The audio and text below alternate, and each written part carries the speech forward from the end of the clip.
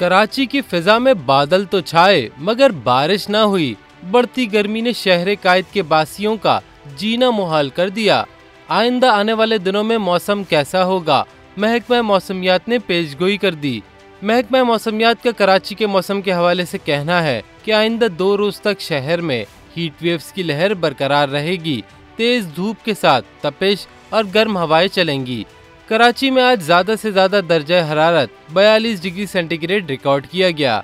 ताहम नमी के तनासुब की वजह से गर्मी की शिद्दत ज्यादा महसूस हुई। चीफ मेट्रोलॉजिस्ट ने शहरियों को खुशखबरी सुनाते हुए कहा कि 2 जून से मौसम में बेहतरी का इम्कान है और गर्मी की शिद्दत में कमी आ जाएगी।